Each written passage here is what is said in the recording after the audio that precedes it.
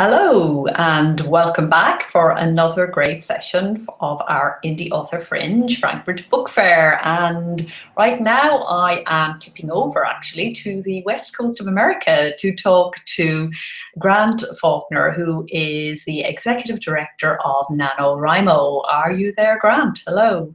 Yes, hello Orna. Thanks for having me on. Looking forward to this conversation.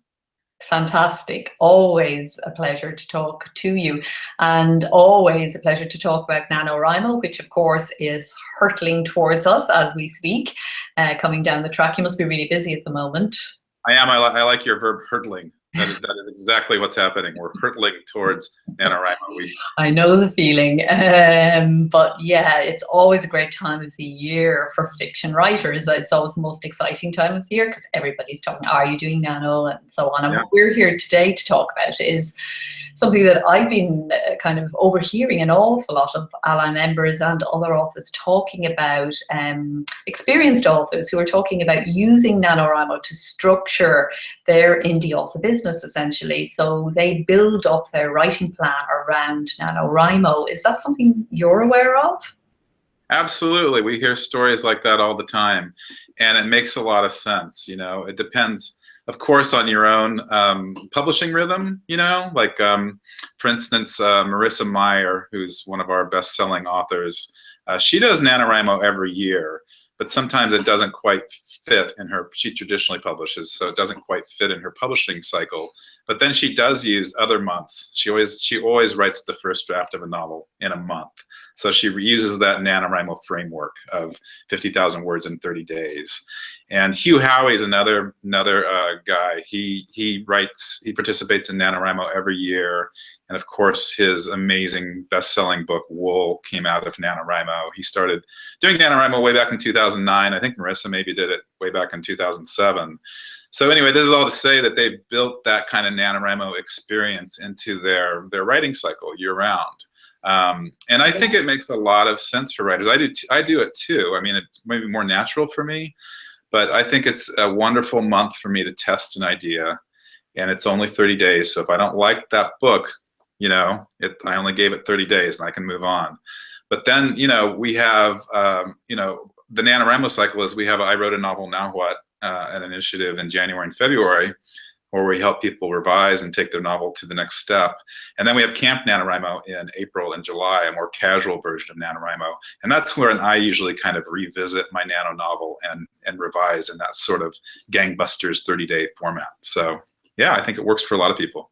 You've got the whole year sorted. Well, we know some of our kind of best known writers like Joanna Penn. I know her very first novel was a Nano novel, and I know she continues to use Nano each year as well. And I do it too. I think loads of us do it maybe without even talking about it or making a big deal of it. I join in and write along. I don't partake in a big way in the social thing, and that's also something that happens. I mean, you can be in there or out of there as much as you want to be. So just talk first for those authors, and particularly those experienced authors who might not be familiar with Nano, might not think it's for them. Just talk to us a little bit about what goes on in that month and how it has grown and become a worldwide phenomenon. Yeah, I think, writers have all sorts of different needs on that continuum between solitude and a community, And when I came to NaNoWriMo, I was a very solitary writer. And I've found it very interesting to engage in a community and how empowering that can be for your writing, especially the kind of NaNoWriMo community that we have, which is its foundation is encouragement and motivation and it's inspiration. So I'll talk to beginning authors or very seasoned authors, and they say that month is so galvanizing, November, because of the community. So even though you can do your own NaNoWriMo in January or March or whenever, there's something about November that is just very special. And it happens in so many ways. For instance, Twitter, the hashtag NaNoWriMo is trending throughout the month of November. A lot of social media sites, you'll see NaNoWriMo. That's how most people learn about NaNoWriMo, in fact, is a friend who posts on Facebook or something. We have forums on our website that are just incredibly active and vibrant. We usually get about 1 million forums posts in the month of November every year. And we're open year round, so those conversations continue. But literally every writing topic under the sun, people are talking about it. And it's what's great is it's people really do come together as peers. And you can just put a question out there on the forums, and you'll get an answer. You know, it's just so quickly, and people are so generous and want to help you. And then we have, a lot of people don't know this, but we have an in-permit. And that happens, we have 1,000 super volunteers around the world. We call them municipal liaisons. And they organize live writing events in their communities. And so people come together in a cafe or a library, and they write together. And they might just write together silently, or they might write 2 word prompts and do word sprints. And that also happens on Twitter, I forgot. There are word sprints around the clock every day of November on Twitter. So there are a variety of ways to participate. We also have one last thing, a library program called Come Write In. We have 1,000 libraries and community spaces that host writing events. So fantastic. And of course, originally NaNo is National Novel Writing Month, but it's gone way beyond that. And NaNo now means just, you know, to do a NaNoWriMo basically means to blurt out a novel. And at any time of the year, the word has grown far bigger than the original. And is the vision bigger than you originally envisaged? Did you originally imagine? I mean, I know my son and his partner last November were in a lock-in here in London writing all night. Did you originally envisage that it would grow in all these wonderful ways? I don't think anyone could have predicted that it would have grown in all these wonderful ways. I mean, we're going to have about 500,000 people sign up for NaNoWriMo and our Young Writers program this year, you know, and you know, Chris Beatty started in 1999 with 20 friends, and they were just writing a novel kind of on a lark, you know, so they didn't have any vision that this would really happen on the scale it's happened. But we do say as an organization that everyone has a story to tell, and everyone's story matters. And I think that is proved out every year. You know, we see people show up and write their stories. And so I think we can go way beyond 500,000 people. I think we can go to 1 million or 2 million. I think there are a lot of stories out there. And I think our framework really helps those stories come out in a way that just nobody else can quite do it that way, you know. And I think it's because we tell people that you can do it, you know. The best way to learn to write a novel is by writing it, and especially with this wonderful, vibrant community around you.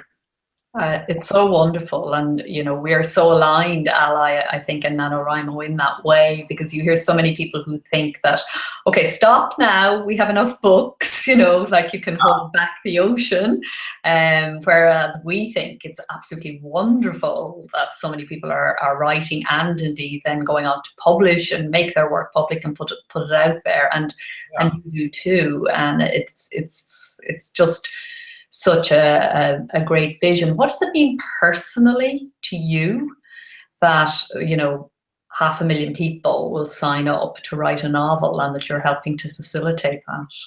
Yeah, it really means it's the most personally satisfying job I've ever had, by a long way. I think what makes it really fulfilling to me is the number of different types of writers that we reach. I mean, you're focused on the published writers, and we see so many, obviously, breakthrough writers, whether they have a best-selling traditional book or they self-publish like you, Howie, did. But we also see writers who, they just love stepping into a novel every year and exploring their imagination and doing it with a community of others. They don't necessarily have ambitions to publish, or they might publish just for a small circle of friends. And so they just love prioritizing creativity for a month. And I think that's something that for adults, and maybe everybody, even kids these days, creativity, it's hard to put it at the top of your list, you know, like so many of life's duties or requirements or tasks take precedent. But, you know, this is a month, let your dishes get dirty, you know, dive into your creativity. The dishes can wait. But writing that novel is a priceless experience, you know. And just one last thing is that so many of the kids in our Young Writers program, you know, a lot of them are reluctant writers, a lot of them are special needs kids, but NaNoWriMo, you know, they learn that they can do it, they can write a big thing, and so it transforms them as students and writers. So yeah, fulfilling on a number of different levels. It's so amazing, and that whole thing of the speed, you know, because you tell people, okay, you've only got a month, you got to get it down, no time to think. Yeah. And so people who are normally maybe, you know, worried or have labeled themselves or been labeled by somebody else as somebody who can't do it, find actually we can all do it. And I think that's just so wonderful that you facilitate so many people to find that in themselves.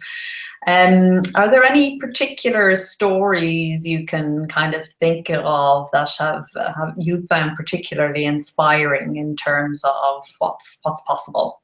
Yeah, well, I think since we're talking to an audience of writers who are interested in you know, getting published or publishing themselves, there's one story. We have several stories like this, but Jennifer Albin is one of our big success stories, and I can't remember all the details, so I might get this a little bit inaccurate, but basically she was a stay-at-home mom. She had 2 very young kids, and I think her husband had lost his job, or anyway, it was back in the recession. They were having tough financial times, and she wrote a NaNoWriMo novel. She just was like, it was one of these moments, well, life is falling down around me, so I'm just going to write a novel and escape. I love it. I love it. Yeah. What kind of Yeah, I mean, yeah, why not write a novel? And so she sold it, and it was I think it was a 3-book deal with Farrar, Straus, FSG. But anyway, it's just amazing that sort of, it's not necessarily rags to riches, but it's like, you know, it is like, to me, it illustrates how if you believe in yourself, you can make big things happen. And how it can be a survival strategy, so much more than that. Yeah. In terms of structuring a year and structuring your in-the-office business around NaNoWriMo, any thoughts on, you know, how people might approach that? What's a good way to do that? We will have accompanying this video lots of stories from ALLi members who do just that, and they're going to be talking about how they do it. But any thoughts or tips about how one would actually use Nano on an annual basis to kind of structure the fiction? And obviously, writers vary hugely, but any general tips? Yeah, you know, I don't know that I'm going to have anything that's too wise to say, but I think it works really well for genre writers, you know, especially self-published genre writers, because there is that, you know, there's more of an appetite, you know, once you've published one book, the readers want your next book not 5 years from now, but maybe 5 minutes from now, and or something like that. And so I think NaNoWriMo just can excel. It really plays into like a serialization of stories or novels, you know, so depending on what you're writing.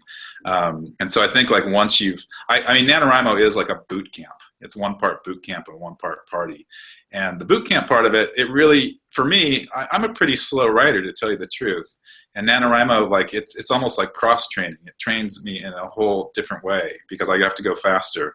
And I think like when I talk to a lot of writers who do Nano or have done it for a number of years and who really structure their year-round writing experience like that, they are putting out books much more quickly than other authors, you know. And I think, as Hugh Howey loves to point out, writing fast doesn't mean that you're writing worse than when you're writing slow. We have this conception, and of course, like in NaNoWriMo, we believe that things need to be rewritten and revised. But there's also something to be said for just like putting it on the page and getting it out there. And I find that most times when I go back and look at my NaNoWriMo novels, they're actually better than I thought they were. You know, they can feel bad while you're writing them really fast, but you're probably writing better than you think you are. You know, and writing for quantity can lead to quality. Absolutely. I this, and it took me time over my writing life to come to that. And I think that obviously in writing slowly, that we have to. But at the beginning, we're actually learning how to write, particularly fiction, because fiction has a very long learning curve. To write good fiction takes a long time. So because that first book takes a long time and we're learning to do it and we write slowly, we can get into the habit of thinking that's the pace at which we need to kind of continue writing, just because we're in that way of doing it. And it took me some time to realize actually that the less I think about that first draft, the more I let the, whatever word you want to call on it, the creative flows, the subconscious come to the surface, you know, which you have to do in writing fast. I've come to be an absolute passionate believer in fast writing, both for therapy and transformation and, you know, self-help and all those kinds of things, but also for the writer who wants to write for readers, the person who wants to write professionally. I absolutely think it's great. And once you've done it once you've written a novel in a month, or the Bones novel in a month, or even half a novel, you know you can. So try again. Yeah, and I think it's what's interesting about writing fast and writing. I mean, part of it's writing fast, and part of it's that you have to make your novel progress. You know, you have 50,000 words to write in a month, and so there's really not much time to look back. You're always pushing forward and doing it at an accelerated rate. And I think that opens. You know, you take creative risks that you wouldn't have if you were writing really slowly. Like when you come to the fork in your story, if you're writing really slowly, you might stop and just ponder that fork for like a week or a month, sometimes a year. But if you're doing NaNoWriMo, that fork, you've got to make a decision. You got to go one way or the other, and you got to go with it. And so I think it really does like just open, you know, I think it also opens up, you know, the way that writers connect with readers is it's largely about our vulnerability on the page. You know, we have to make ourselves vulnerable. And when you were saying writing fast helps like therapeutically, I think it also helps like to be vulnerable, to open yourself up to readers, no matter how that happens in the story. And so I think there's a lot of things that go into quality that maybe aren't in craft books, but that NaNoWriMo can help with. Exactly. And again, you stress, I know, and I hope too, that this is the first draft process, and the more you can kind of get out of the way and let that come, then later on you can do the editing. You know, and you will need to self-edit, and then you will need to work with an editor, but trying to bring in that editorial part of yourself, that critical part of yourself, is not during NaNoWriMo. So you can just pull the inner critic away for the next month and see what arises. Great. Okay, well listen, wishing you the very best for NaNoWriMo 2016. I'm sure it'll be the super success that it has been every other year, and we look forward to hearing all the great stories that are going to emerge from it, and our ALLi members will be there in their, you know, in their own little nano circle, doing what authors do, which is encourage each other so much to get it out there. I mean, that's the beauty. Just observing how authors are together is such a wonderful thing. It is. Yeah. Well, thank you so much, Orna. This has been fun, and I will look for you in NaNoWriMo land. Okay, I'll come out. I'll wave. Yeah. Good luck with the book as well. Thank you. This is gonna be fun. I'm really looking forward to it. Great. Thanks, Grant. Thanks for coming by and talking to the Indie Author Fringe audience. Absolutely. Bye-bye. Bye now. Bye.